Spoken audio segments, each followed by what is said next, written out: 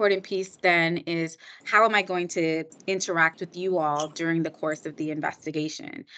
We know because of public meeting rules, you all cannot meet in groups of 2 unless it's a formal meeting that you all are having, in groups larger than 2 rather, unless it's a formal meeting.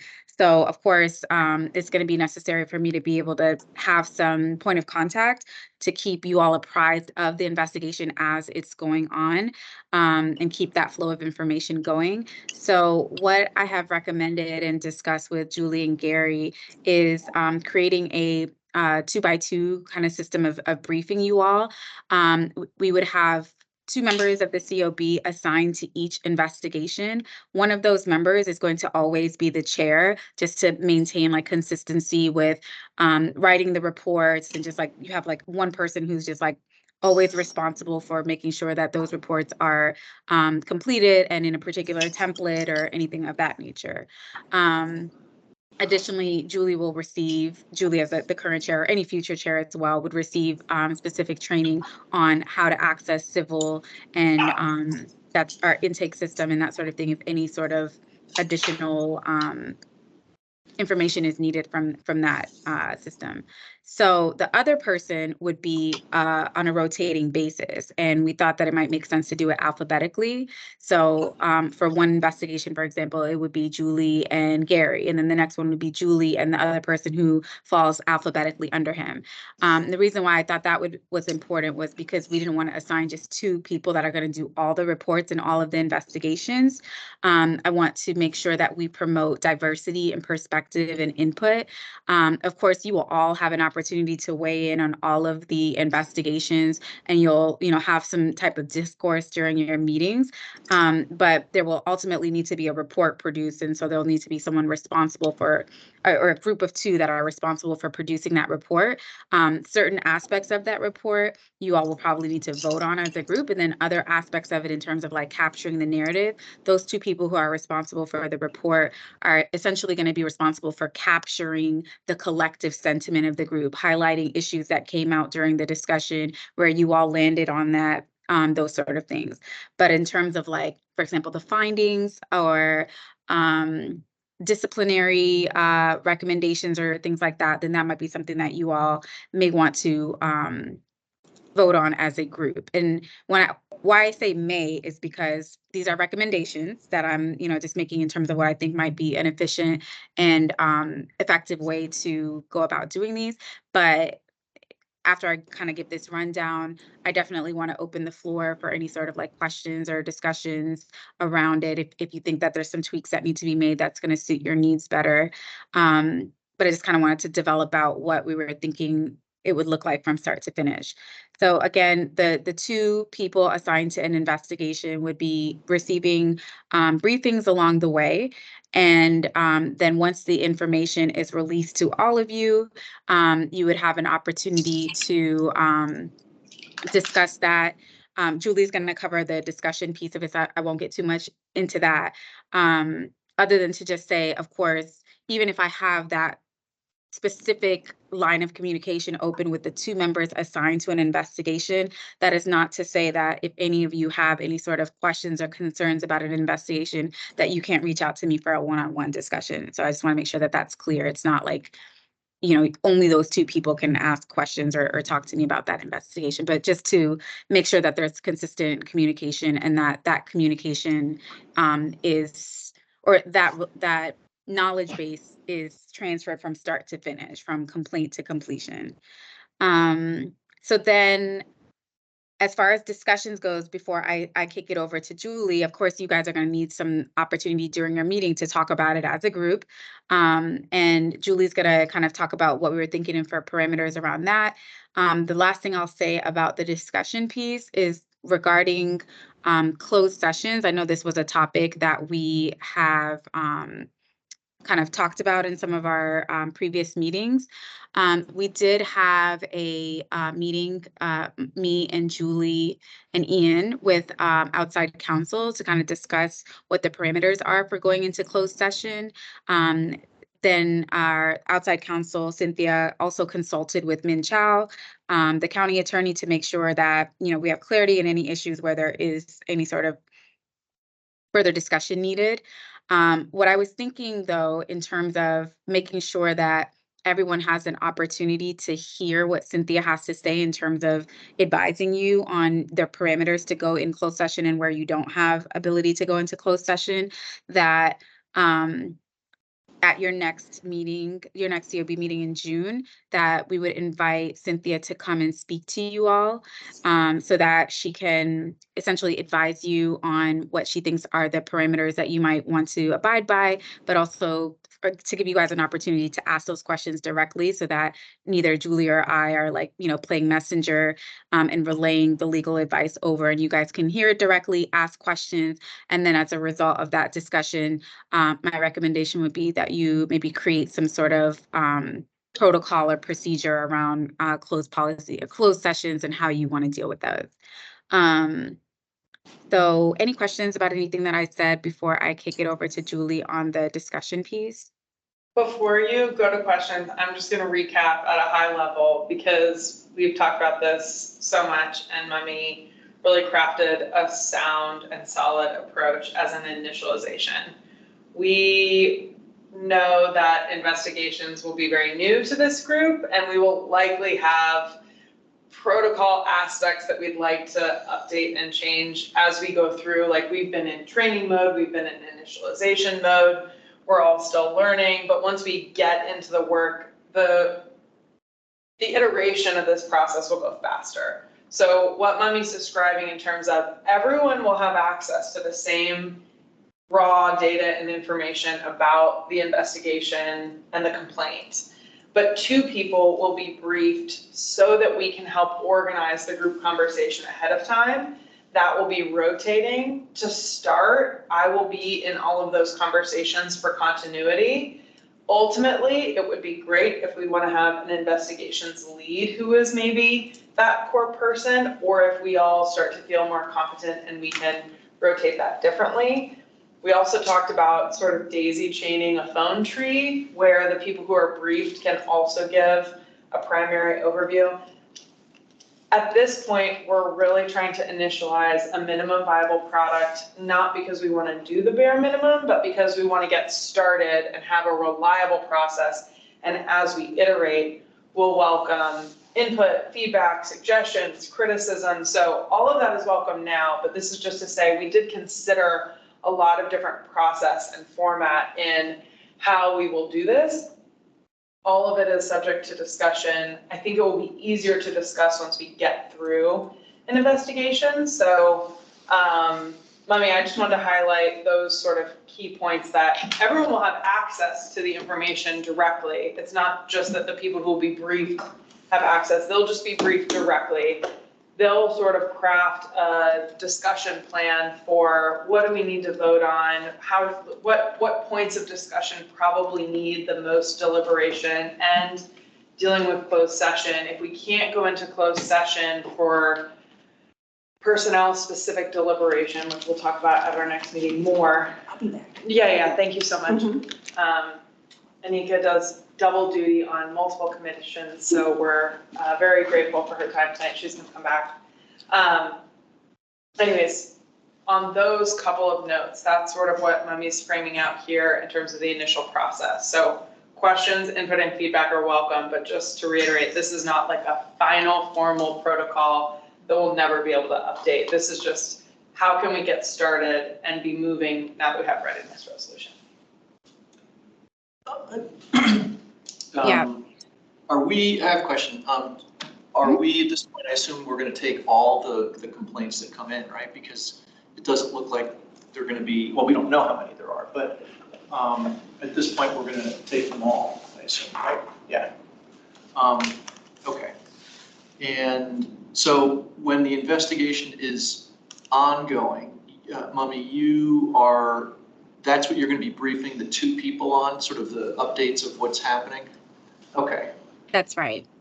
And Those two people won't have access to any of the digital information before the other COB members. It'll be released to all of you at the exact same time when the investigation is complete. So when I'm talking about these two assigned people, it's just like, as Julie said, a briefing to let you all know, hey, this, investigation is going on. This is what it's about. This is how we're thinking about handling it. Any input, you know, it's just a conversation essentially. Okay, and then once the investigation is complete and you write a report, we get that, and then we have 60 days from that point to Yes. review it within the group. Mhm. Okay. Correct. You'll get my report as well as ACPD's report. Okay. And in 60 days. Of course, you know, I think it's also understandable that while you may be assigned to a particular investigation, you know, you may be curious to know what other investigations are underway and, you know, what the status of those investigations are. So Ian and I are trying to develop kind of like an internal complaint tracker type of thing that'll just be like a very simple spreadsheet to say, you know, you'll be able to at any time see how many investigations we're working on, and what two COB members are assigned to it and the status of that investigation, as well as what documents you can expect to find on evidence.com related to those, so that you'll know what to look for when you go to evidence.com. You'll know there's 3 body-worn camera footage, there's a police report, there's this, there's that, and you'll know that it's associated with this particular investigation. I'm definitely open to any thoughts about how we can make that as effective and user-friendly as possible for you all. We're just thinking, we're working through just like an Excel spreadsheet to make it as easy as possible to use, but just a way for us to like, a place for you to go to just very quickly be able to kind of assess, you know, what the overall picture is that we're looking at on, let's say you want to look at it on a monthly basis or a weekly basis or what have you. And that'll give Okay. you a little bit more information than what you would see on the public-facing platform on Civil. Yeah. Sounds good. Does that sound good? Yeah. Everyone gets access to all the information at the same time. 2 people are briefed just for the, you know, we can't all read files and folders and everything exactly the same way to the same depth. We will come together to deliberate before any decisions are made. And we have the opportunity to keep updating this process if any form of like daisy chaining, a phone tree, or other sort of extended briefings make sense. I think in the long term, because we have talked about creating sort of a data committee for assessing what data ACPD already organizes and puts out as part of their briefing, we probably want to be cognizant as we start doing this that, you know, the first time we do everything isn't going to be representative of what we're capable of, but creating some of that for ourselves will be useful, and holding ourselves accountable in that way, that like we have 60 days, we may not want to take 60 days to get things out, but we won't really know what's realistic and practicable until we get through these. So as a starting point, I feel really good about that protocol, and I think we will likely, after we get through the first investigation, convene a specific agenda to review a little, what do they call it, Monday quarterbacking? I just learned this term. Monday quarterbacking. Monday morning quarterbacking of the game and how it went. Sports. I love sports. I just don't know all the strategy and the metrics. So. And how long does, Mommy, how long do you have to do your report? Up to 30 days. And that's the same as OPR? I don't know if that we specified a specific time period. Tosh, please correct me if I'm wrong. I don't think we specified a particular time period. So our investigations, depending on what type it is usually 30 to 45 days. But that time frame starts at the point of when the subject officer is interviewed. And then the other part that's prescribed in there, if the investigation is sustained, then there will be a time in which there will be a recommendation put forth, as well as the discipline issued. Only at the point after the discipline is issued and their grievance periods had expired will after that point will the investigation be considered to be closed. Thanks, Tosh. And if I understand correctly, those timelines are articulated in your like grievance guidelines and policies, but I don't recall that we went into that level of specificity in the MOU. Is that right? It says post grievance period is what it says in the MOU, But the grievance period timelines are governed by AR 247 and also collective bargaining. Perfect. Thank you. One other thing that I wanted to circle back to with your question about complaints, Dave. So we will take in all complaints. And ACPD's policy is also to investigate and review all complaints as well. So any complaints that we receive, we will forward to them and vice versa.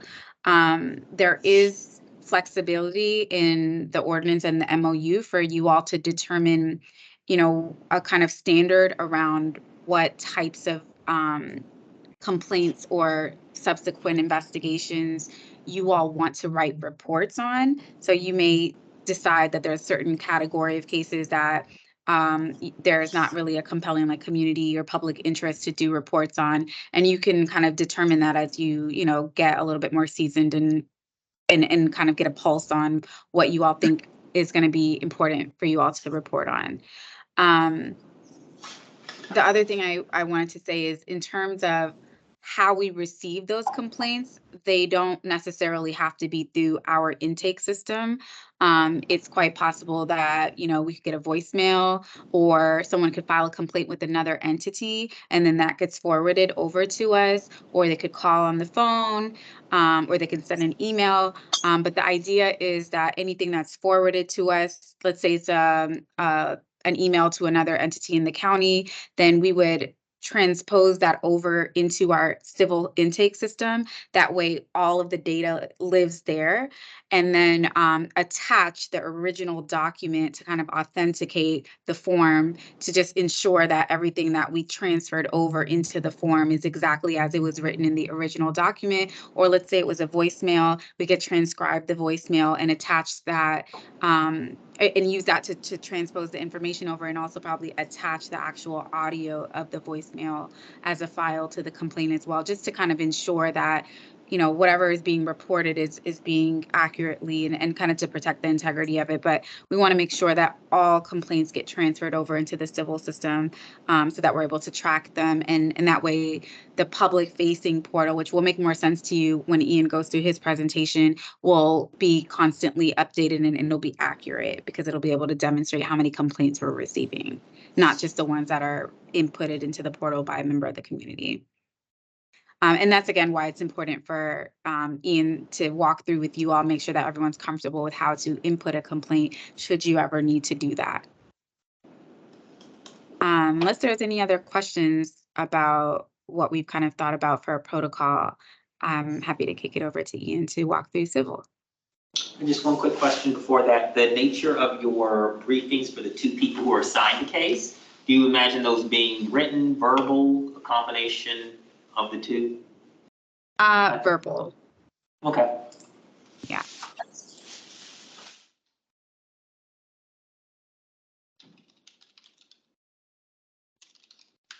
Allow me to share my screen here.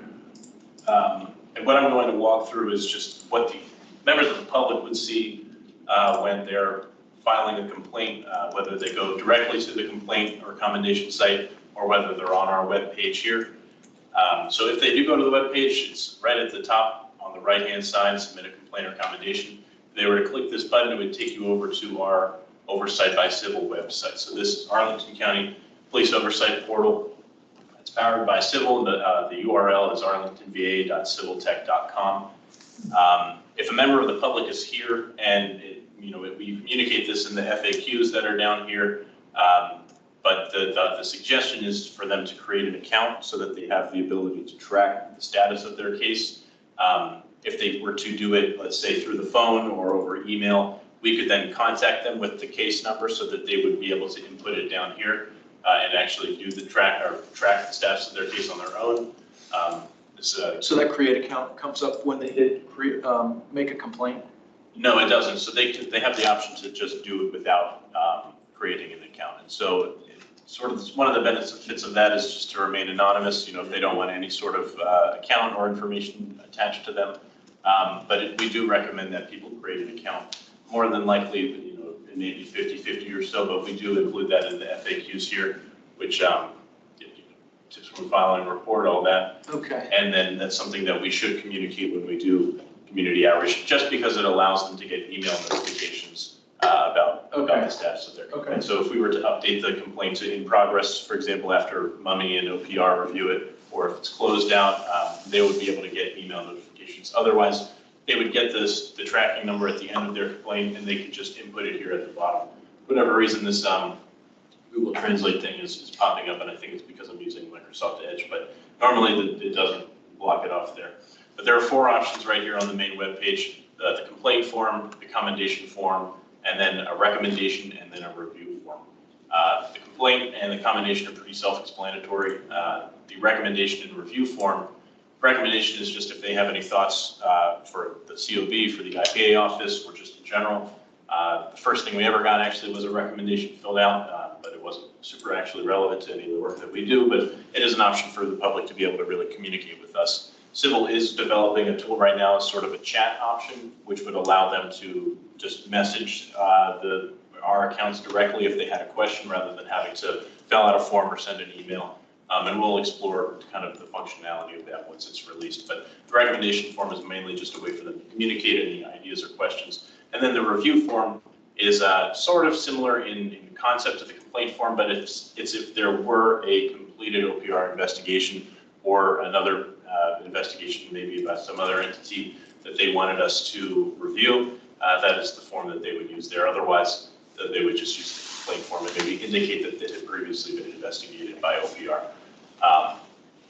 So I'll jump right into sort of what the complaint form looks like, how it gets filled out. Here's just language about the ordinance, about how these investigations take part and how the next steps. Some contact information here, and then just a disclaimer about the Virginia Freedom of Information Act and how this may be subject to that law. So individuals, the first question is, do you want to file anonymously? If yes, then they just continue down. If no, then you can see that the email address becomes mandatory, and that's how they will get communications about their complaint being submitted. They do still need to create an account, though, if they wish to have continuous updates about the case. So if I were to put something in here, I'll just put my information right here. I won't submit this complaint. Address, unit, all of that is not mandatory, so they do not have to include their address. They do not have to include the demographic information or their date of birth. But of course, that information may be beneficial for the course of the investigation, and we may request that when we follow up with them. English is the primary language. If yes, then we will continue. If no, then it does have the option for whatever their primary language is. And I will note, on the actual civil site itself, on the complaint portal, it's powered by Google Translate. They can translate it into multiple different languages. So for example, if they want to translate it into Scots Gaelic, they can do that. I'm not sure how many people speak Scots Gaelic in Arlington County, but if they do, they have the option of being able to read the complaint form in that language. So we are ensuring that it can be accessible to people, and the questions themselves will change, but the inputs sometimes may not. So if people need assistance, we've had people call before, and so we're happy to walk through the form with them if they do need assistance. And if there is a language barrier, we're going to make sure that we can have that option for translators or other services that may be necessary. Did the phone show up on the form? Right here, so they can call. Oh, yeah. Right here, yeah, or yeah. just email independent policing auditor at Arlington VA. And I believe somewhere we also have the Community Oversight Board email, which goes to, I believe, Julie, Garrett, myself, and to Mummy. The reason why I have the phone numbers here is just because during business hours, obviously all of you are probably doing your own respective jobs, and so they can call our office and assist them during work. Good with that. Yeah. I was thinking about putting all of your personal cell phones on the website, but decided against it. The right choice. Yeah. And then the submitter information, and this is actually something that is used actually for us, since we've been doing some of these complaints on behalf of others. If yes, then they would just signify if they know. If the person knows that they're filing this complaint on their behalf, if no, then they can just continue. Here's the officer information. It's not mandatory because oftentimes it's not known, but they can add as many officers as they as are required. We do have a disclaimer here that we're only able to investigate complaints made against sworn officers, and that if there's a complaint or commendation regarding a civilian employee, that they need to report that to ACPD directly. They also have the option of uploading documents. This is particularly useful if we get an email complaint. We can just upload the email directly in there as documentation, but all of this would be associated with the case and would be included in the print off information. Witnesses, sorry. If someone only had a car number because they're seeing something that was more traffic related, Yep. where in this form would they indicate that? They could do that in the description, and these are also free text, so if they really don't know, they could just write, Mr. Officer or something here. Gotcha. But really, the description would be the best place for that. But that's a very good question. And in the course of maybe no information was known, that's when we would, during the concurrent investigation, work with OPR to figure out the details of the incident. They have the option to do one or more witnesses, so first, last name, email, cell phone number, relationship, and then the incident information. So the date here, they can use the handy calendar here to help them do that. The time, incident location, and the statement of incident. None of these fields are mandatory with the exception of the statement or description for obvious reasons. And then if there had been investigated by ACPD in the past, and if yes or no are unsure, they just select one of those. I will just do something really quick here so I can continue on to the next page. And then they're requested to sign their name and do the recapture to ensure they're not a robot. We do have information, if it's popping up, maybe not. But if they are submitting anonymously, they just get right anonymous. And I think that actually shows in the commendation form, so I'll go and change that right after this meeting. But that's what the complaint form looks like. It's still in Scott's together, so oops. As you can see. I like it. I like it too. I'm fluent. Is everyone not? I thought it was a requirement for being on the board. Yeah, me too. Scott's together. Let me go back to. We have many requirements. That's not one. So you're saying though that in the beginning, if you chose anonymous, then that signature field would already be filled would already be filled in with something that would make it clear that you don't have to put your name? Yes, that's right. So the commendation form, fairly similar language here, contact information, what best describes you, county resident, business owner, et cetera. Some demographic information, and then the same submitter information here. Any involved officers, again, a few options to as to why they want to thank the employee, the incident date, time, details, and then a description as well. And then the same deal on the last page, the submission there, here. So those are really pretty straightforward. The recommendation form and review forms are also fairly similarly structured, but we don't need to go into them right now. The other thing that's really valuable here is the public data. So here's just the compliments over time. I'll look at it. Let's do complaints. So obviously, we'll work on changing this so it doesn't go back quite this far, since obviously no complaints were coming into this system here. And also it makes it look like there's been a ginormous increase, but in reality, there's been 2 so far submitted through the civil system. They can look at just complaints or complaints by month. Let's see if we can start here, January 22, or better yet, January 23. So you can see one was filed in April, one was filed in May, and they can do it by complaints by allegation, discipline, disposition, race, ethnicity, report, or source. We don't have any dispositions yet. Discipline we do not have yet. The allegations I don't believe have been fully pulled out because of the ongoing investigations. So if they were to do it by source, they can see one was done by email. The other one was done over the phone, but hasn't been indicated as such. And so as more data get in, they'll have the ability to view by a different type, or by a few different types here. And if they wish so, they can download the data. Again, none of this is identifiable. It's all just temporal raw numbers. If they want to download it, they can do it as an image, PDF, or as a CSV file where it would just show basically just the raw counts by month. And they can just create the graph in Excel if they wish. So no identifiable information for either the complaintee or any involved officers or individuals, just raw numbers over time. And that's to maintain the privacy of everybody involved here and to give the public a way just to kind of get an overview as to what sort of work is being done by. Some of those filters weren't all mandatory fields though, were they? Like, No, race. most of them are not. Right. Yeah, most of them are not, so it may or may not appear here, and that is something that is good to note. This, for example, this one complaint. Only, Self-identified. yeah, only one is identified, but those fields would be updated as the investigation would go on, as long as, the individual wasn't anonymous. So if somebody doesn't submit, it would show either as blank, or it would just, I think maybe here it just doesn't show at all, so we'll look and see about that. Some of these though, like disposition, discipline, obviously there has been no dispositions yet, so no data are shown here. So that's something to just make note of, that the total numbers would be shown when looking at just complaints overall, and that the numbers by allegation, discipline, race, ethnicity, report, or source might be different based upon what information is available.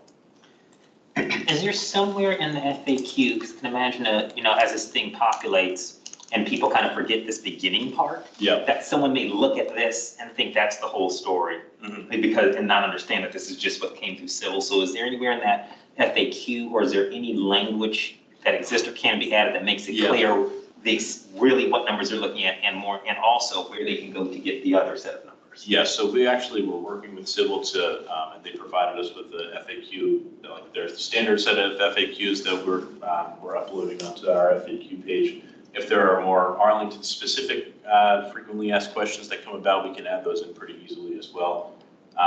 And then for your question about other places to look at the data, we could point to, we haven't released the COB has not released, annual reports yet with, a year's worth of data, but that would be one place where those data would be. In terms of publicly available data though, it most likely would just be the counts that are on Civil, and if they are coming in from any other location, that's where those numbers would be inputted. But that's something that, as we continue on an investigation, we'll probably determine.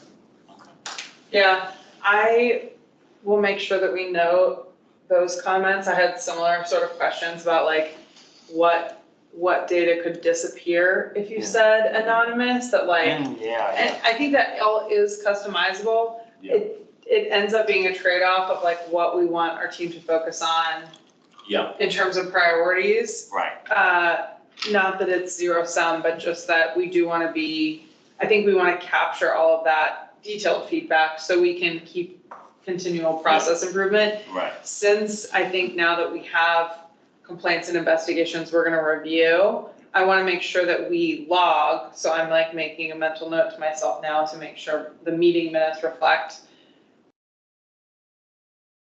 I don't know if it's the month before or the month after we publish our annual report. Yeah. But I think we collectively want to do a sort of process and protocol review of what did all of this look like in action, and where do we have structural feedback to update. So that's not to discourage anyone from providing it in real time, but to say, let's note and schedule that for a specific discussion so we can do all of those. They tend to be logistical updates, but they can add up. So I think that about how does the data appear in context on the website when someone searches it without submitting, without going through the whole process. And things like if you want it to be anonymous, or if you're comparing this to other data sources, how does that look? Exactly. I think we should have a conversation about that. I can't decide it.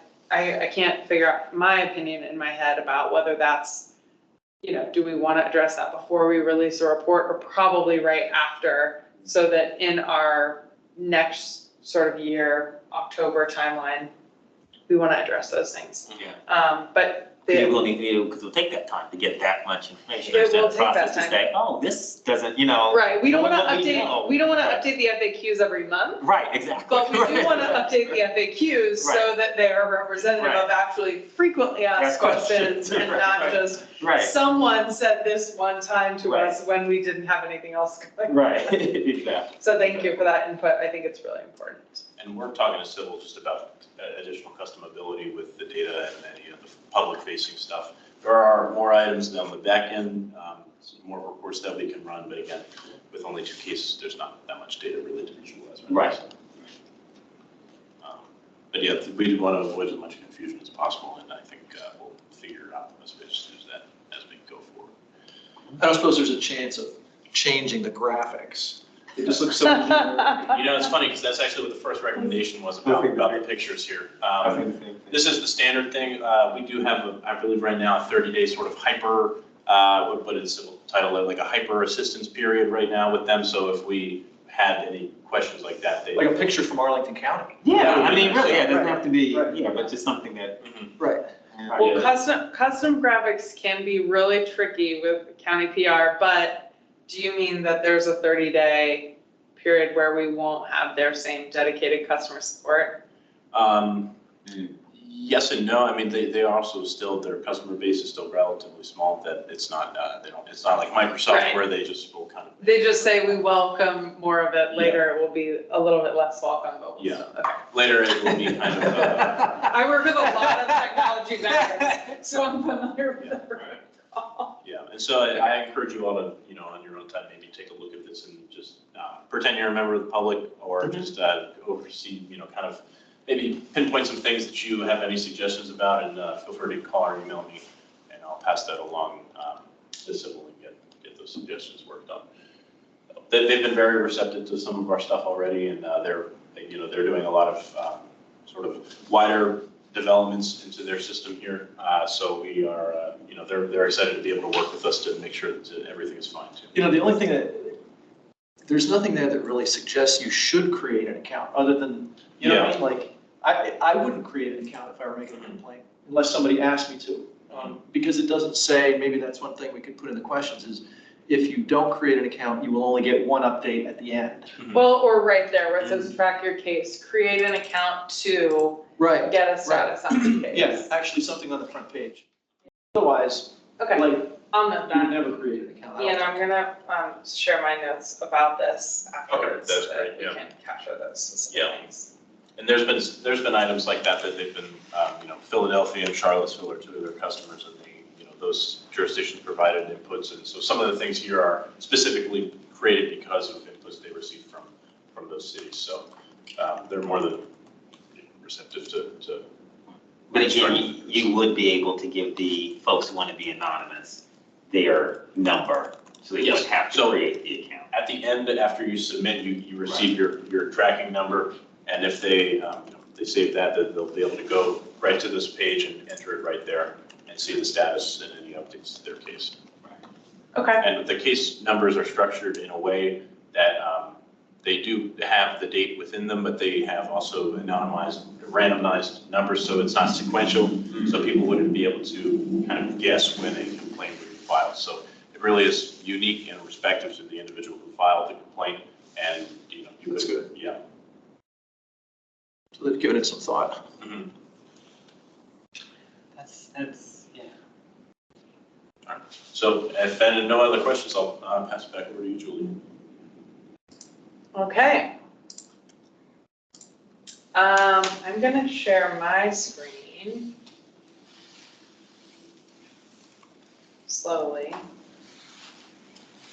Just to keep track of this. Okay. So because we had a waiting period at the beginning, I'm gonna just highlight that we are moving but not replacing on the agenda approval of the minutes.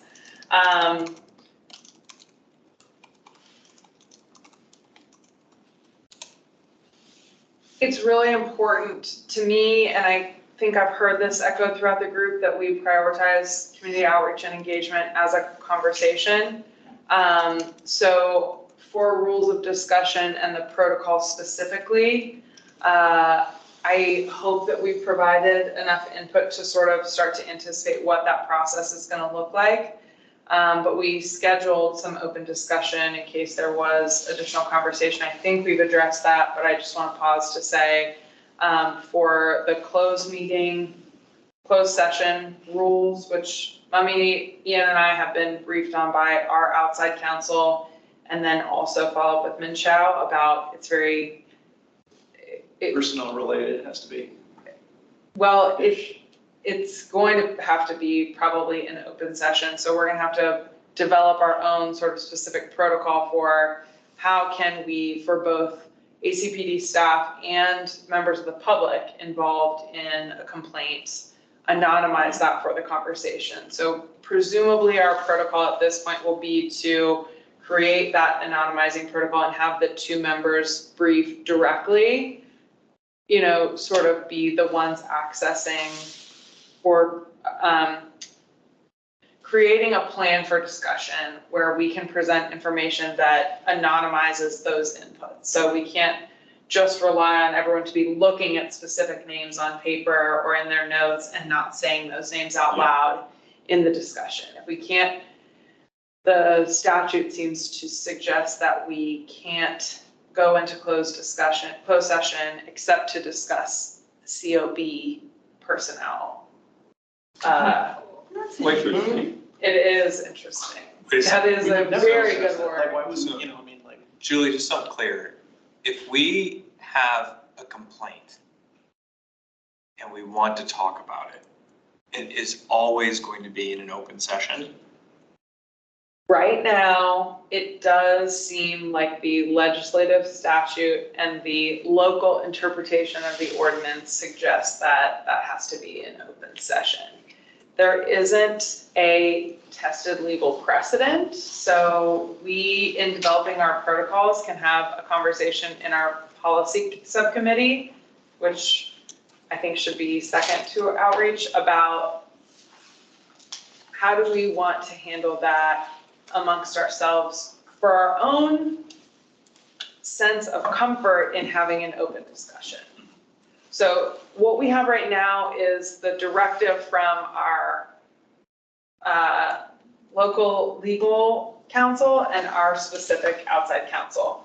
We're gonna have our outside counsel brief us on this specifically, and then we'll talk about what protocol is gonna make us all feel like we can have meaningful exchange on information that's gonna feel sensitive and maybe complicated to discuss openly if we're toggling the like live audible redaction of information. It's a sticky point. It's difficult, like we would assign person A to somebody, wow, and talk about person A and person B. That still seems, if I were person A and I were listening, I would know exactly, I mean, it seems tricky for sure.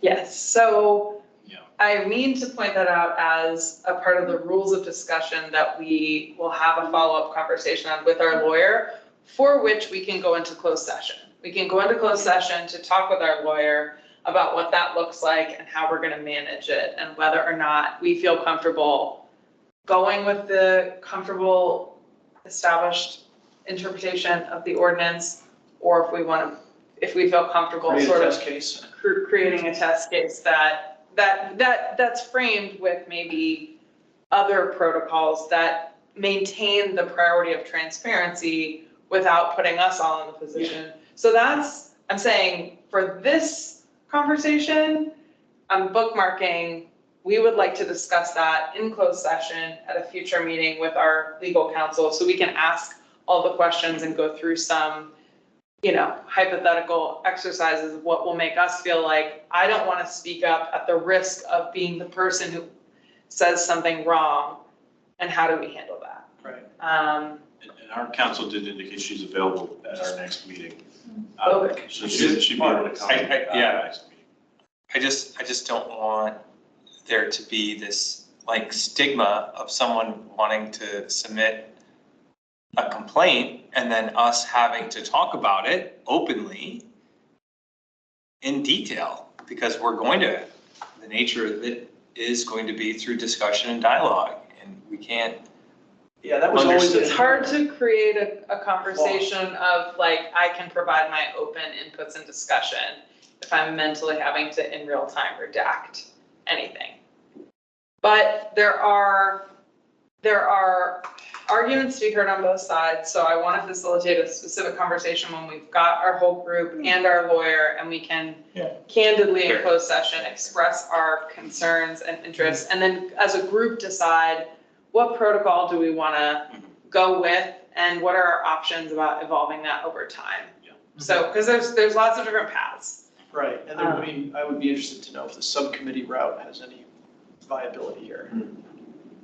Other things we should talk about. Okay. Absolutely. So that's a piece of our open discussion. The two other things I want to acknowledge in open discussion that aren't on the agenda, because we have open discussion on the agenda, is congratulations and welcome to Aaron Miller, who is our Deputy County Manager. He's with us tonight for our meeting. We'll look for opportunities to connect with him in real time as part of our now, outreach and ongoing community outreach initiatives. But congratulations and welcome to Aaron Miller. The other thing I want to acknowledge to Ian and Mummy and the group is Gary and I received an email from a non-voting member interested party with some clarifying questions. So just let the group know we have a candidate identified with possibly qualifying experience. We got to look at the specific question asked about. It's not Arlington specific, but what type of law enforcement experience is qualifying or not. So those two things just not on the agenda, but for acknowledgement that they're in process and give everyone full visibility into what we're trying to keep moving. Any other open discussion items? Yes, I have one. So now that we are in readiness, and I wanted to socialize this, I think openly, and then we can kind of do it, and then I'll send out some notes. But I think now it's important to take before we begin into some investigations, I've always valued the opportunity to have a really strong mission statement and vision, some goals and objectives, really kind of codified and around essentially what would be a strategic plan for what we want to accomplish throughout the next couple of years. And it really does start with first developing and having a conversation around what is the mission of this board and what is our vision of this board for the future. And that would be, I think, a good place to start. And it can be fun. It could be an open conversation of a half an hour with, I don't think it's as sticky, but we would offer some sticky notes where you could add verbs and nouns and adjectives to help develop a good mission statement. And I'd welcome the opportunity to lead that conversation. And yeah, that's the thought, is to add to, if not the next one, then to a future meeting where we get a good chance, maybe about an hour, to develop a good mission statement for our board. Jim, that is the best open discussion I've ever heard. I really like that idea. I think formalizing a shared sense of purpose and direction is something we've all been really excited about, but that's the best approach I've heard. I wonder if there is good reason to make a community outreach event that's not us going in person and talking to people, but us inviting people to come and speak to us before we then host the people who came to speak could listen in, and then do sort of that kind of whiteboarding sticky note. I love a whiteboard sticky note exercise. It's the only way I plan a project. So I really like that. I am going to say, let's, in the next couple of slides that we have, I think that sounds like the answer to the question I hadn't quite asked, which is, what's our first kickoff event? Partly because I think going and talking to people one-on-one or as identified groups is going to be really valuable, but it doesn't really launch us as a group into the community conversation, whereas inviting people to come and let us just listen, however much time we give them to come and provide their inputs. But I would really benefit from hearing, I know what I think, I would benefit from hearing what you all think. I would really benefit from hearing from some of the members of the community who've come and expressed strong feelings or opinions about what we're going to do as a preliminary. But I don't know how those two things fit together. So I really like the idea of a kickoff exercise being that the group itself hold a visioning exercise. Is the suggestion that that is a public as well? 'Cause- No, that wasn't Okay, his yeah. suggestion, that was my, Okay, because I mean, I'm not, to me, I'm not sure that that fits in the public realm. To me, I think that's more of an internal discussion, and it looks to me like the public could say, wait a minute, you guys don't know what you're about, you know what I mean? Like, I don't know, we want public input, but I don't foresee us having that discussion with the public as part of it, because to me, yeah, I don't know if that's No, what I you're think- suggesting. I think inviting the public to speak to us before we hold that kind of an exercise could be valuable. When I see what you're we, saying. I see- when we yeah, said I we have an misunderstood what you were MOU saying. that's gonna happen, some people showed up. And when we had an annual reception, we had some people show up. So if we were to send out an initial outreach email and invite folks to come and do some sort of prepared statement about what they think, that would help us all color what we think in a separate meeting to say, throw our sticky notes on the board and organize that. Sorry, I did. What they want us to be about, is that what you're, like, Yeah, I mean, that makes sense, although we are limited by the ordinance. I mean, ultimately, that's, you know, like, we can't, they say, look, I want you guys to be able to impose discipline on officers and make binding recommendations. We're like, I just think, I don't know, I'm a little Yeah. concerned about that. No, Because that's a good then we're point. pushing back and saying, I'm sorry, we can't do that, we can't do that, we can't do that. okay, well, it wasn't, I don't mean to color Jim's input. I think that a visioning exercise amongst the board feels like it would really help us solidify a lot of That what makes we've sense to built me. over the last year. Sort of putting it, distilling it, you know, into a vision statement, something that we could, you know, Yeah. hold out there. That makes sense, I think. It's a good idea. Got a couple good goals. Yeah. Just, what do we want to accomplish this year? Right, What do we want to accomplish next year? To Dave's point, Mommy and I went to a meeting of the Fairfax County Oversight Board back when they were just after that officer shooting a few months ago. And they had sort of the same situation arise in which they had public comment, and comments were mostly, you know, why aren't you doing this? Why aren't you doing that? And then they had to sort of explain their, you know, role as defined by their ordinance and by any MOU that they may have. And so, you know, having to explain sort of why things maybe aren't, it might be better to be able to you know, be able to start off the conversation with, this is what our roles and responsibilities are and our abilities. Yeah, it's given to us by the ordinance. This is what we are and can do. Yeah, I mean, I'm a little concerned about opening it up to the public and saying, what is your wish list? Because Yeah. we're not there. It's like, we have what we have. We have the authorities that we have. And I think it's incumbent on us to explain those to the public and to be clear as, you know, what authority we have and then open it up to their suggestions and input after we Right. delineate what the boundaries are. Because it is very valuable to be able to get people's. well, we had the exact same actually, the structure of this conversation mirrors exactly when Mummy said, I would like to brief two people. I would really like for everyone to be pre-briefed before we all come to the conversation, but the reality is we need to get started. And next year, we may be in a better position to do these things. So probably having the public come and give us comments and feedback on an annual review of this outreach exercise might be more useful, where there's more documentation and acknowledged structure and boundary of our presence. We're really just taking our first baby step. Yeah, right, absolutely. But I love it. I think verbs, nouns, and adjectives is a really good way of framing what we're missing, which is our sort of characterization shared amongst this group of what are our goals, but priorities in achieving those goals, so that we have a target, or sorry, the other way around. We have our priorities. What's our goal for before September? What do we want to get done? How do we want to achieve this? Yeah, you've highlighted multiple times, and I think it's important. One of our primary goals is community outreach. I mean, we had this conversation at the beginning of the year, and it's been continuous. And that is important. Equally important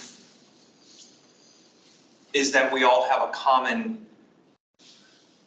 talking point about what this board does and what we don't do, and a common mission to why are we here, and to remove some of that ambiguity from the public to avoid our colleagues in Fairfax, so that they can look towards our mission statement and say, this is what our Community Oversight Board does for Arlington County and its community and our community.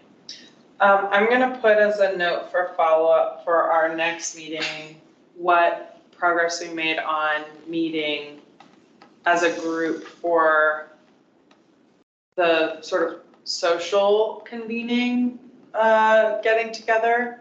I know that was something we had discussed about, like, how do we facilitate a credibly transparent opportunity for us to get together to not talk about the COB, but swap some other background leading into that. I don't know that that's before we're able to do the visioning exercise, but I think a visioning exercise absolutely seems like the right priority after tonight's discussion of community engagement, so that we can, amongst ourselves, solidify why are we here and what will our measure of success or failure look like. Because in my work, we start with how will we know we're starting to fail? Because that's a much faster way to figure out that you need to change course, rather than how will we notice if we're not quite succeeding. But again, we can't really have that discussion privately. I know. It's so frustrating. To me, that sounds like, right? I mean, that sounds like something we could do if we could do it. That, you know, to me, that's an internal discussion that we would have. And I think we can have it publicly. I think the challenge that I've had in shaping the agendas every month is that every time we come to craft an agenda, I would like for the first hour of an agenda to be on a topic with open discussion where we have a framing. We have a lot of priorities, and it's like, what I keep reminding myself is meaningful law enforcement oversight, this I'll just go on the record with my personal stance, will look mature in 3 to 5 years from being inaugurated. We are still the inaugural board. We're still doing lots of initialization activities. We're still getting training on new software tools, and we're still like fully ramping up. And it's frustrating to feel like, and I'm sure that there are members of the public who think, didn't this happen last year? But that impatience in my sector has been a real problem for making meaningful progress. So we've started talking a lot about incremental innovation, that it's really in actioning. It's not about what big things you're able to get done. It's about being able to actually go in a deliberate direction that says, this is our mission, are we achieving it? Rather than, is our mission big enough to justify what we are and what we're doing? So I like the idea of a visioning exercise, and I'll solicit in writing separately whether folks feel like they would be able to participate in that in an open discussion that just didn't have such a structured agenda, if we can have that conversation publicly, or if we need to explore what other options there are for either meeting in smaller groups, subcommittees, or something else to accommodate that kind of openness. Because I think having to me, it's not just in writing, it's the key thing I'm hearing from what you're saying is shared. Yeah. A like shared, established sense of what and why. Yeah. And that takes us to the how, and then that carries the how. The protocols could be very much for their own sake over and over again. Yeah. I think that's a good idea to do an activity like that, and whatever we come up with, we can put it on our website or something, you know, so that people will get the message of like what we as a body would like to see us as a COB. But what I really like, what I'm wondering is when we do outreach, there's probably gonna be a lot of people that have like complaints that they wanna give at that moment, you know, about interactions that they've had with the police or whatever. And I noticed that you like put, you submitted like a complaint on behalf of someone, right? So if like anybody like came to those outreach events and they had a complaint like that, would that count as like something that could be submitted to the system? 100%, yeah. Whether they wanted to do it vocally in person, we would write it down, or if they wanted to pull out their phone or laptop and do it there with us, I would sit down with them. I think that would be a good idea to make it like more accessible, because maybe some people might not know about the portal, but they heard about the event and they show up and got a complaint. And then we can, just get it there and then actually follow it through. That's a good transition into why outreach will be important. I'm gonna, in my head, bookmark those as separate, Jim, because I think one is still organizing and the other is public engagement. And I didn't mean to like link those two explicitly at the top. So let's. I just want to say just real quick, I just want to leave out that because you did mention, when you were starting your comment talking about what's on our website, and we do have stuff about us in our about. And it kind of goes to what you were saying as far as that mission is given to us, but the vision that we all have for what it looks like when we're that 5 years out, when we're all that, you're right. That's something that should be, what would this look like when we're doing what we're doing, right? And then also those underguiding goals of, okay, we know what our mission is because, by statute, we know what our mission is. So what are the goals that we derive from making sure that we can fulfill that mission? What are those then priorities, those objectives from there? So that I agree with. But what's interesting is usually in the process, it's that mission also was not given to you already. But I think in ours, we're in a unique position where, as we put it on our about page, we're here to improve transparency, accountability, and community trust in the ACPD. It's right there on our about page, and it was the driving force behind what created us. Those things, that's a mission, that's our direction, that's the way that we decide, hey, it's how we decide which way we turn, because we ask ourselves, well, is this improving transparency, accountability, or community trust in the ACPD? So it does serve that core function of what a mission is, but like you pointed out, wisely pointed out, but what does it look like when we're doing that very well? And like you were saying, well, what are those goals that make sure we are doing those three big things? So definitely, I think that it's a good conversation to have, but again, we just have to be very precise about how we're having the conversation. Mm-hmm. How goes to outreach, and then later we'll go to our communication protocols, which is another thing. Mummy, I noticed you jumped back on. I wanted to make sure we created a window for you if you had something to add. No, that was just in response to a comment that I believe I heard Jim make earlier, just kind of about like discussing things in open session and whether or not that would like dissuade someone from filing a complaint, I think was the gist of it. And please correct me if I've misunderstood the question, but I think one thing that I wanted to draw out of that was when you all discuss these topics in open session, and Cynthia will go through this with you all, you would not be identifying the identity of a complainant or an officer. Like you'd have to talk about it in an anonymized way. So it doesn't include like personally identifiable information. So hopefully that would address any concerns that a member of the public might have about, not wanting their personal information discussed in an open meeting. Thank you.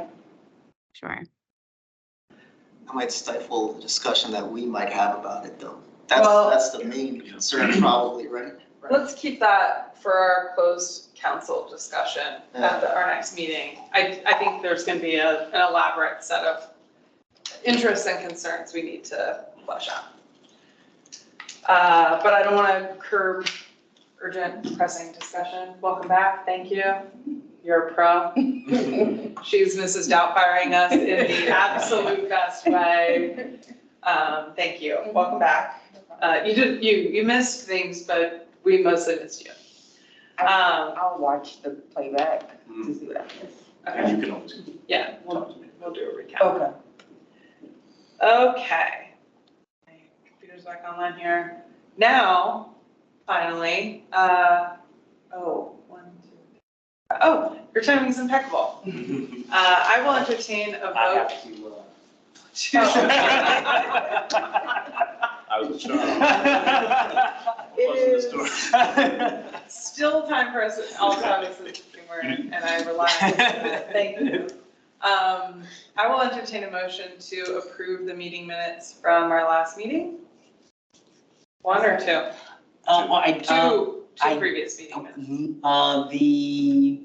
Our most recent one, and that most recent minutes, the vote said 501. I thought it was 601. It was 50? I thought it was 601. Can it be 601? I just rewatched this. Yeah. So you're talking about the vote to approve, yes. Would that it be needs to 601? modified. Right. No, I'm notified of that. Yeah, because it says 501 right now. I knew that was one, that's the one thing I remembered. Well, it was 6 votes yay, no votes nay, and one Yeah, abstention one present, yeah. for the approval of the MOU. Gotcha. But since there were 7 of us, no, it is Oh, 501. someone wasn't there? Nope, you're right, sorry, my math is bad. 601. I was just thinking of the empty seat, but you're right, it's 7. Yeah. Everybody was And one. here. Yes, everyone was here, so yeah, so 601. Perfect. Okay, did you update that? I will update that right after. Okay, then we will suspend approval of the meeting minutes until, Oh, no, with that, I'll make a motion to approve the 2 minutes with the amendment made that the vote be recorded as 601. excellent. Do I hear a second? I'll second. All in favor, say aye. Aye. All opposed, nay.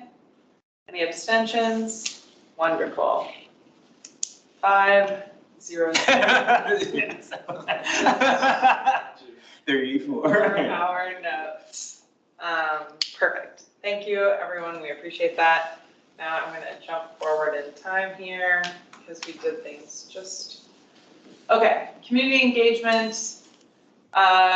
We did have some initial organizing efforts around this that I wanted to review for Charles' benefit since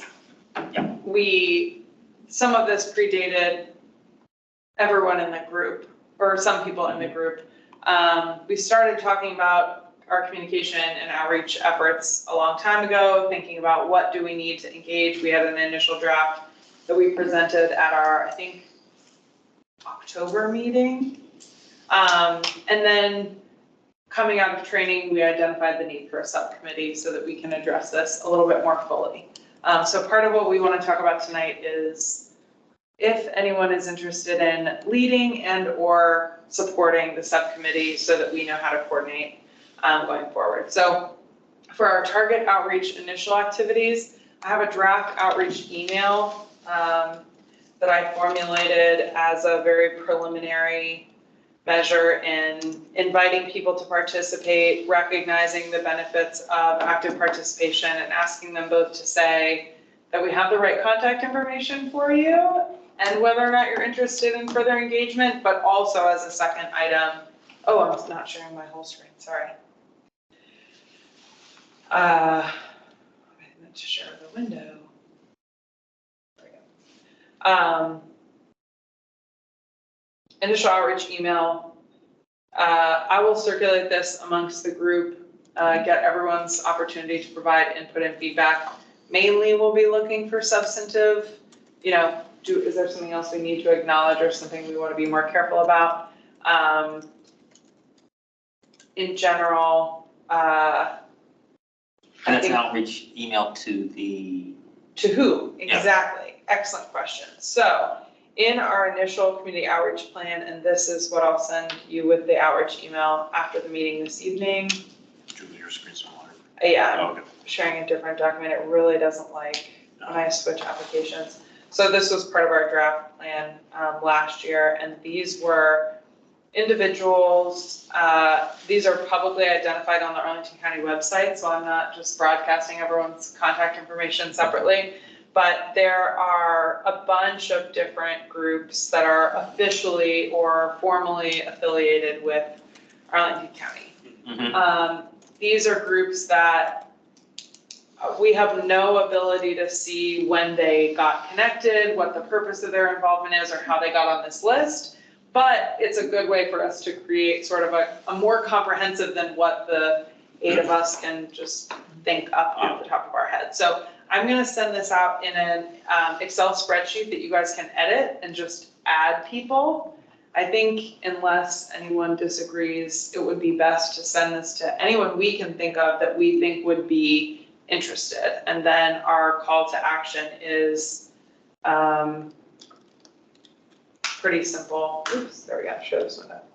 A call to action of like, tell us whether or not this email works. And then this request is, would you like any additional information specifically? Would you like us to come to you? Would you like to know more, one-on-one? And then also, do you know of anyone else who, I'm not doing this anymore, but you should actually be talking to so-and-so.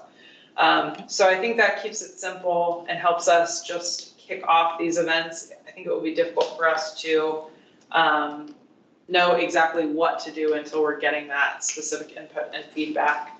Can I ask you a question? I mean, and I haven't seen the language of the email, but does it propose that we meet with these groups, or they can ask to meet with us all together, or just one representative, or like the whole group, or what was the thinking on that? My thinking in the initial draft was that we just asked them to confirm receipt of the email as like a fair thing, as the minimum, because we would like to get confirmation of whether or not this reached anyone. Yeah. But then there's additional things, and it's sort of like the anonymous.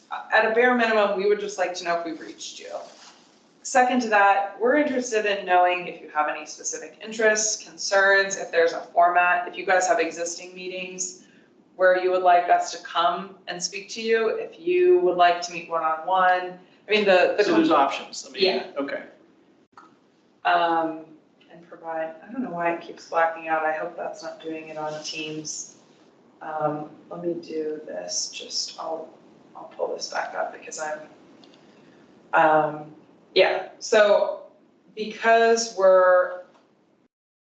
we want to encourage that if somebody looks at this email 6 months after they get it, they still feel, oh, I can do that. Honestly. I always feel that way.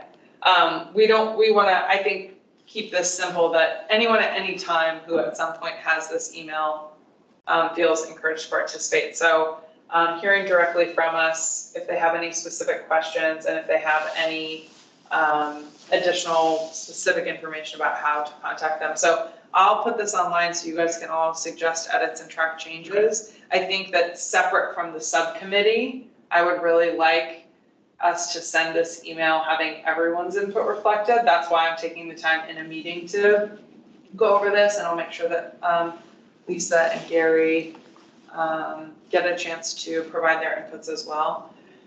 But that is sort of, I think, our best first outreach because it signifies our general interest in not just outreach, but in hearing feedback from people about how and to whom we should be doing outreach. I didn't mean to stop sharing my screen. I meant to stop sharing that window. I think I'd be better at this. There we go. Okay. So the draft outreach email and then the stakeholder catalog is what I'm going to circulate to you all after this meeting tonight, and you guys can provide editorial feedback. I would ask that you track changes just so I can follow up if you all have competing inputs, but the stakeholder catalog, I would say be liberal in it. We want to send this email to lots of people. If somebody doesn't want it and isn't interested, it's easy for them to discard. So that's my thoughts. My second priority is does anyone want to identify themselves as specifically interested in leading this subcommittee and or participating? I mean, I'm interested to do that, either. Participate in an initial meeting. Right, yeah, no, I'm happy to do that. I mean,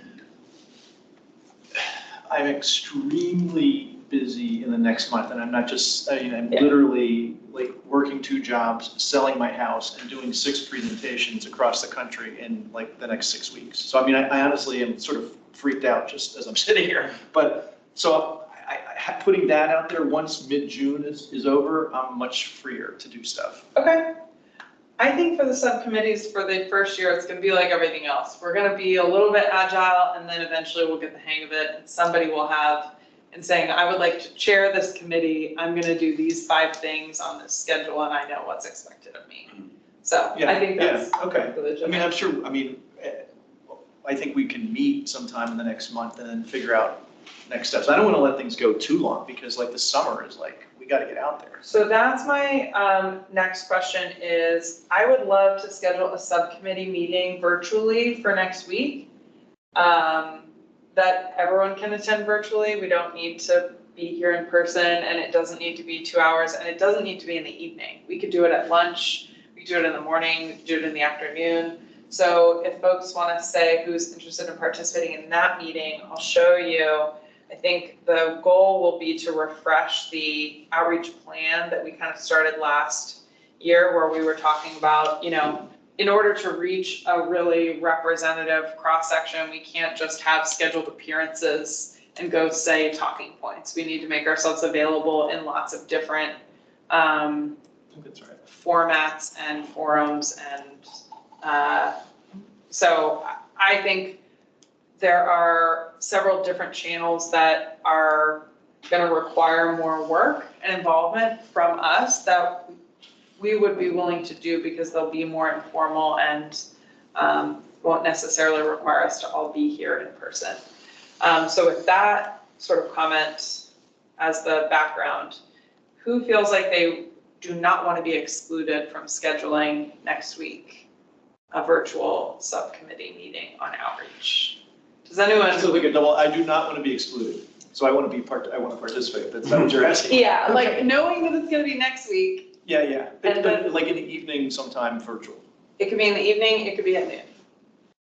If you could just send something out, and then just, and have us, check off, yes or no, or are you gonna start off by doing a, I forgot the app, where I'm you not can gonna get do a everybody doodle, together. and the only reason I don't do doodles is somebody doesn't fill it out, and then the expedience of it sort of gets undermined. So I was hoping we But could. not filling it out, is filling it out. They kind of make their intent, Okay, I'll send a doodle for next week. Who really The wants only to thing I attend can't do that is meeting? Monday. So Okay. I can do it, and maybe Friday. Tuesday, Wednesday. Especially since we don't have people here, I think the doodle may be the best way for a consensus date to be there. And then after that, you can send that to the folks and say, well, this was the consensus date. If you can be here, great. If not, well, we already know the 3 people, 4 people, 5 people who said we can. Would you like to be in the community outreach meeting? You can send me the doodle and I'll see if it can work in my schedule. I think it may be able to. Okay, so to my original question, does anyone really not want to be excluded from that meeting? Like they will feel like, Does anyone not want to be included? Depending on, like, what time is it? We don't know yet. We don't know. Right, that's what I'm saying. So yeah, once you send it, then we'll be able to know. So, yes. everyone here really wants to participate in the specific programming of our outreach plan. I think we all thematically If I want were to the chair, I would not- probably delegate this to a I'm subgroup. gonna tap out. Jim does not feel strongly about Nope. being included. Nope. I appreciate Yep. that. You know what, go ahead and put my name down only because of the time. Yeah. But I'll figure it out once you send the doodle. Everyone will be able to review all of the draft inputs, but for compiling the draft inputs, we need a smaller group and we gotta do it next week. Otherwise, it will be July and we'll be dealing with our reports and investigations and compilations, so. I'll be there for the barbecue, but not for the discussion. Okay, stellar. Okay. Candidate stakeholders, I'm gonna ask you all to participate in that. Initial outreach channels, I'm gonna go over this quickly. For what we initially envisioned as options, these are not final. The final will be in an outreach plan that we all sort of agree to, but the organized, structured meetings that we have here, if somebody were to come on this meeting and say, I have a huge problem, I hate the internet, I don't have a computer, this is my complaint, I want somebody to follow up with me, we could have a scheduled, structured follow-up interview. That would be one form of participation. We have the comment or complaint submittal on the website. The unstructured forum is where I think we need a little bit more creativity. So I think that if we had, for example, monthly office hours where 2 of us and the IPA are available on a rotating basis for some period of time in the evenings. It would give us a chance to chat in that, or socialize in that not public meeting restriction forum. And people can come to us where it's a scheduled time, they know where and when they can find us, they don't have to be necessarily on Teams. I think there are logistics to be worked out about how we would collect that information and then how we would share it with the group. If they came to us in confidence and wanted to talk one-on-one, how would we brief the rest of the group? But that's an initial idea about how can we sort of hold some predictable, right, interval that's not on Teams in public. And similarly with unstructured, currently their access to us is by email or in response to our outreach. But I think we want to flesh out this list of possible outreach channels to be a little bit more creative. And I'm sure we'll get feedback from the initial outreach email to the initial stakeholder group, but this is just sort of our current thinking. So I wanted to give folks a chance to comment or provide feedback on anything we might be missing as we go into the outreach subcommittee meeting organizing. Otherwise, we'll start with this. I think it's worth trying. The thing that's unique up there is the sort of office hours, which is kind of a cool idea. It could become a scheduling issue, right? For somebody, I mean, would you just have to be could you just have it be on a phone? Like they could call me at these times, or would you have to be available to a computer? So my thought was that we have this meeting and the public certainly can sign up to participate in these meetings, but these are public and broadcast and they can come in person.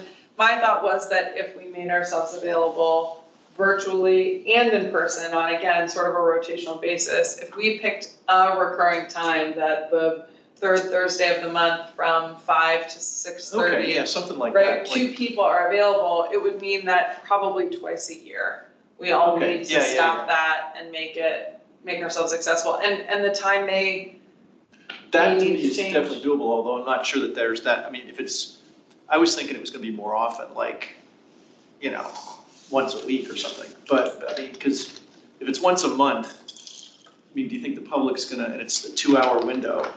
I mean, they're gonna have to schedule it to do it at that point. Well, But they also have the option of, myself or mommy are usually in office too, so during regular working hours, albeit the Court Square West building where we are is not publicly accessible, you need to be swiped in order to access, but if someone were to, have a desire to come in person during the workday, or maybe at some other point, myself or mommy might be able to kind of facilitate that and work with you all to ensure that someone is there. The generalized case that motivated this idea in my head is for people generally who have a sort of ongoing frustration or complaint, and they're not the kind of person who wants to fill out an internet form, and they just want to talk to a person, and they're not sure about going to a county building, that having some virtual portal where they can access yeah, I think it's creative. to people would make it possible for folks to, I don't know, we've had different inputs from different people at different times with different communication styles and abilities, and I just framed this out because it made sense to me that, like, what are we missing from our current outreach, accessibility? You can come to our public meeting or you can file a complaint online. Please send us an email for anything else. Those are very structured and they tend to require access to technology, and foresight and planning isn't as programmed, but for folks who have legitimate interest in maybe providing feedback on our visioning statements or our report or something, that they have a scheduled time where they say, I'm gonna put it on my calendar and I'm gonna go. I don't know. No, I think it's a creative idea. So as you were talking, some other ideas popped into my head about something we talked about a minute ago. What might, unless there's, so what I was thinking was, when the list that you showed of folks who are going to send the introductory letter to, and we really, I can't imagine that the entire group is going to be able to, if they say, look, we want to meet with somebody. Maybe what we could do is provide slides or talking points that that any one or two of us, you know, if a group says, I want to hear from somebody from the board about just what you guys do, and maybe if we send it to 50 groups, a dozen groups, we can't all do that, you know, Right. but we have talking points that we go and each one of us, or, you know, I can do that one, you can do that one. That would be helpful, I think, because that's a basic message. It kind of goes to your point of like distilling some basic, you know, it's different than the vision statement, but some basic points, like, okay, this is what we do. Nobody's gonna read the ordinance. We gotta have something that's. Well, or for people who read the ordinance and say, this doesn't make any sense to me. Yeah, Which, yeah. I mean, I had to read it Yeah. 7 times before I was like fully aware of everything that's in it, and still Yeah. sometimes I have, like, I don't know the Pretty long document, sections. yeah.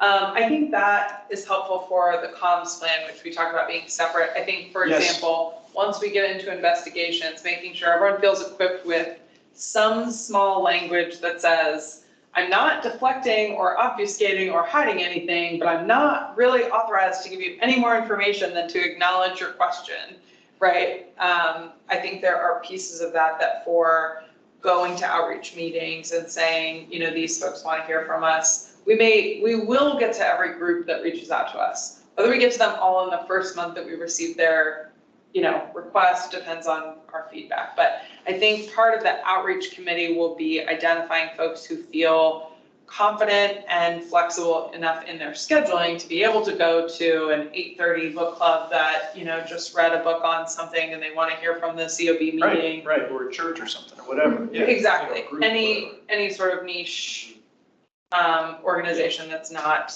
already affiliated with the county who wants to hear from us, deserves to hear from us, but how and when we approach that should be a strategized document, because we will have other demands on our time, which has already been sometimes cumbersome. I'm gonna go back to open discussion if anyone has additional comments. I did have one thing. I know it's happened to two, Martina and Nico, we both worked on it, but the multi-factor authentication from whether it be your laptop or from your Mine phone. just expired. Yes, so if you encounter sort of the dead loop where you keep getting the authenticator problem. Yeah, I did that last month.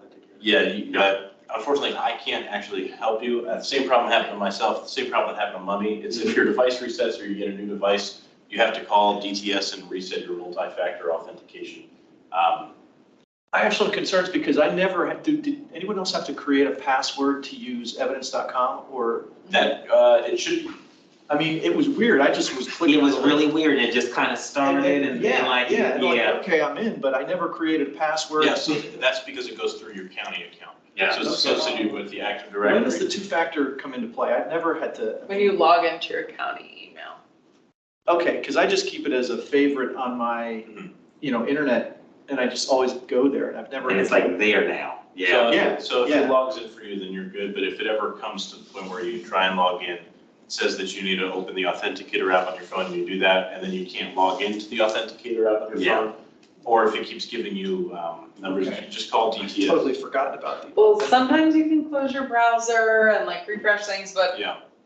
I If it gets to a problem where you have no idea what's going on, That will happen to me, I'm yeah, sure. call DTS and likely it's that they've reset your multi-factor And it will come up on the page and it'll say, call DTS at this number. Yeah. Okay.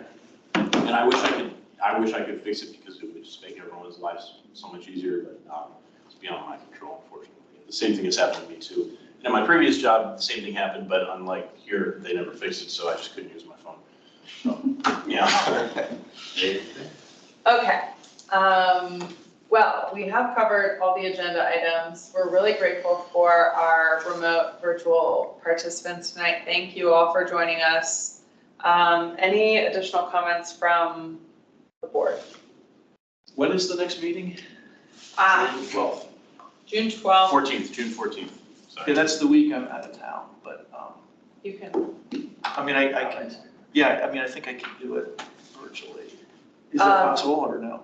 if I'm gonna send a doodle for next week, I was hoping we'd have, at least one more person here tonight to go over the proposed schedule, because I can send out a doodle, but folks' schedules sometimes change this time of year.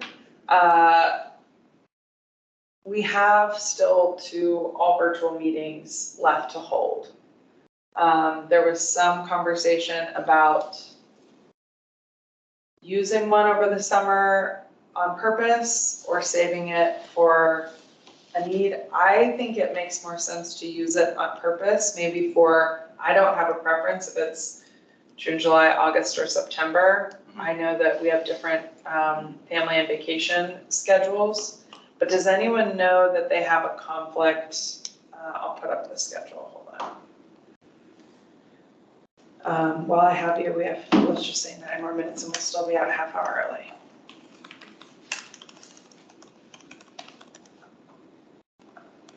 Okay, these are our planned remaining dates. Ignore the subcommittees. And help me out, please. So we have June 14th, July 12th, August 9th, September 13th, and October 11th. That gives us our 11 meetings for the year. Officially, we don't have to meet Officially, after we don't October have to 11th. have, the additional meetings we have can probably be virtual if we want to have. I mean, I think after we submit our annual report, we're going to want to have another meeting, just so it's not September to the new year, but no, that covers our meeting requirement. Can you send that around? Like Yes. the document? Yeah. Well, I'll send the dates, this document's kind of Okay. useless, just in terms of formatting, but our next meeting is June 14th. I think we did circulate these earlier this year, and there was some conversation about whether folks are mostly traveling July, August, or September for an all virtual meeting. I was assuming that July or August would be likely to benefit from all virtual meetings. Because even if folks are in town, it's a busier recreational time of year. General rule of thumb, though, it would be the second Wednesday of every month, are the scheduled meetings, barring any. Right, Yeah. okay, yeah. That has been the standing Right, schedule. right. These are all the second. Oh, Wednesday okay, of every okay, month. okay, sure. So if the one in June, can that be like this one partially virtual? Or have we used up the partially virtual? No, I mean, like Lisa and or Gary could attend tonight virtually, that's fine. It's an all virtual meeting that we have restrictions on Right, beyond right. individual attendance. So even if it goes into closed session, it's fine. It's fine if individuals are virtual. Okay. I think we still need a physical forum for that. Yes. You share with us. Yeah. Would be a good idea, maybe, for us to like leave comments about when would be a good, month to make one of the meetings virtual, or to like say, maybe I'm not gonna be here at this specific date or something like that. Okay. To like make it a Yes, we shared should- I think document. we should you try can Go in and just put, okay, for this day, I know I'm not gonna be, so they've already pre-planned that they already know I'm not gonna be here, say for July 12th. So you see how you got that open spot right there, that open box or column? That's, if you had it in a shared document, people could put in there, so then you can pre-plan, if there's a physical quorum and all that other stuff. Yeah. I mostly was wondering if folks had travel plans for, or vacation plans for any of these meetings. We have been meeting the second Wednesday of every month for a long time. But If we we'll send send this- out Teams meetings, invites for these, and a meeting schedule, so y'all can add if you have a conflict or need to attend virtually ahead of time. Yeah, it's a good idea just to think ahead and send it. I mean, I don't have any conflicts other than June, but. So I'll send those out in Outlook, and then you could just respond to the Outlook notification, whether you're planning on being in person or virtual, or if you have a conflict at that time. That was our plan after the last meeting. The question that came up the last time we had this conversation was from someone who's not here about, could we please pick which meetings we wanted to be all virtual? And we wanted to have all of our calendars and pick which of those 2 dates we would prefer to do so. So we'll just do that at a different meeting. It sounds like it won't be June. So if we're all here for June 14th, we can revisit that conversation. Okay. Yeah. I mean, because I can't be here, but. Virtually, yeah, but we don't all need, we don't have multiple conflicts. But don't you need a physical quorum if you're gonna vote on something? So you need at least 5 people? Okay. So we'll need to ensure we have 5 people. Before they go into closed session. We'll confirm that when we send it out. What's the status of another? Oh, yeah, because June, we're gonna go into closed session. 'cause we're That was one talking of the terms, things we right. talked about while you were gone. We had one email request for clarifying information about what qualifying experience is. So we have a backlog of candidates interested in being voting members, but a non-voting member doesn't really change the quorum. Like, we have a full 7 voting members, and we need 5 voting members for a quorum. So 2 members can be physically absent at any time and still have a quorum. The challenge is if we are missing 3 folks, or if we have 2 who are missing and somebody needs to be virtual. If someone's virtual, like next week, if you're virtual and we have full attendance, we can still vote on something and you can still participate because there's a physical quorum here. Right. If, let's say, you're attending virtually and there isn't a physical quorum, then you can't participate in a vote and we don't have a quorum. But I don't think we have anything scheduled for a vote next meeting at this time. Okay. It's a lot of protocols. Okay, I will declare this adjourned because we covered all of our agenda items and look forward to seeing you all again in June. Excellent. Thanks, everyone. They still going downstairs? Is the joint meeting still happening? Yeah, I think they do. Crushing it, buddy. Yeah. Yeah. We'll go back down. Yes, sir. Take care. Yes, Don't have a good one now. I'll crush it. Thank y'all. I just learned how to spell the word adjourn. You know what? Apparently I forgot how to. I got my. Spelling is I not. looked in my bag. I didn't bring it. It's You got one down with. Jim, I love your idea. I want to do that on a whiteboard at my I know, last whiteboard. with a bottle of wine. With, yeah, that's definitely without. How do we